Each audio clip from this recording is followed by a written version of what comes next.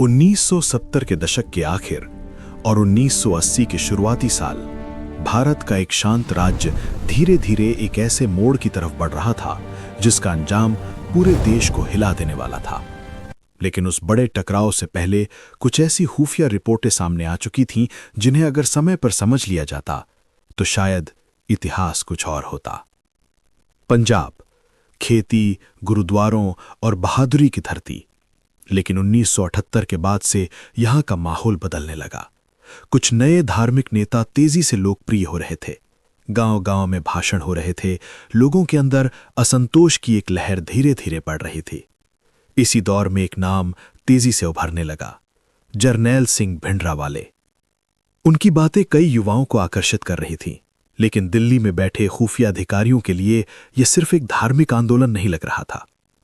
1981 तक भारत की बाहरी खुफिया agency research and analysis wing और घरेलू एजेंसी इंटेलिजेंस ब्यूरो को कुछ अजीब संकेत मिलने लगे। सीमा पार से कुछ संदिग्ध कॉल इंटरसेप्ट हो रहे थे। कुछ बैंक ट्रांजैक्शन ऐसे थे जिनका स्रोत साफ नहीं था। और सबसे चिंताजनक बात, पंजाब में हथियारों की तस्करी बढ़ने लगी थी। रिपोर्टों में लिखा था कि कुछ फंडिंग विदेशों से आ रही है। कनाडा, ब्रिटेन और कुछ खुफिया संकेत पाकिस्तान की तरफ भी इशारा कर रहे थे। दिल्ली में बैठकों का दौर शुरू हो गया। फाइलें खुलीं, नोट्स लिखे गए और हर रिपोर्ट में एक ही सवाल था, क्या पंजाब में कुछ बड़ा बनने जा रहा है? 1982 आते आते स्थिति और गंभीर हो गई। भिंडरावाले और उनके समर्थक धीरे धीरे अमृतसर पहुंचने लगे और फिर उन्होंने अपना ठिकाना बनाया हरमंदिर साहब के परिसर में।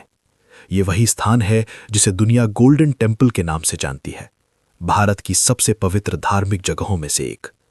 खुफिया एजेंसियों के लिए यह स्थिति बेहद जटिल थी।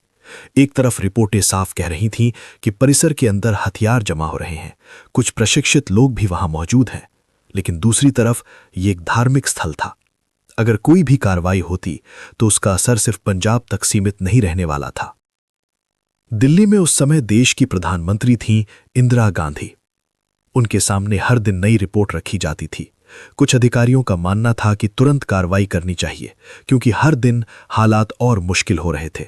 लेकिन कुछ लोग चेतावनी दे रहे थे, अगर सेना को अंदर भेजा गया तो पूरा राज्य भड़क सकता है। यही वो रणनीतिक दुविधा थी जिसने फैसलों को धीमा कर दिया। इस बीच अमृतसर में हालात तेजी से बदल रहे थे। गवाहों के अनुसार परिसर के अंदर बैरिकेड बनाए जा रहे थे। ऊंची इमारतों पर हथियारबंद लोग तैनात थे।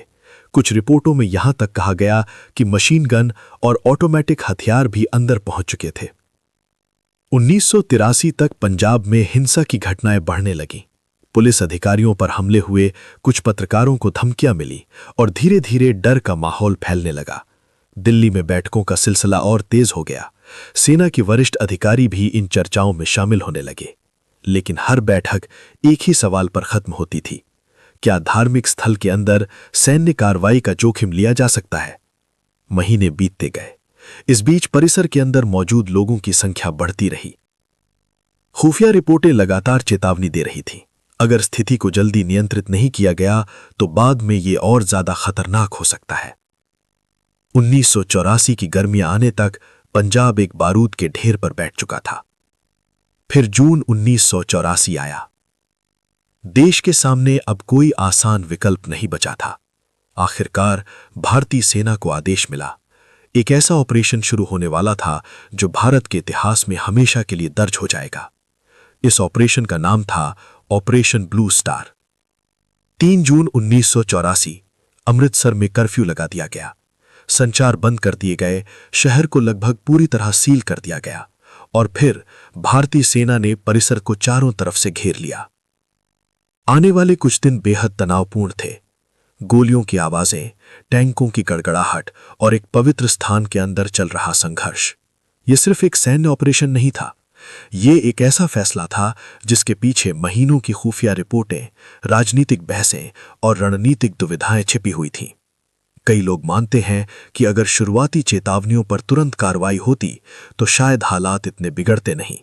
लेकिन इतिहास में अगर का कोई स्थान नहीं होता, क्योंकि जब फैसले देर से लिए जाते हैं तो उनकी कीमत अक्सर बहुत भारी होती है। और पंजाब की उस गर्मियों ने भारत को यही सिखाया।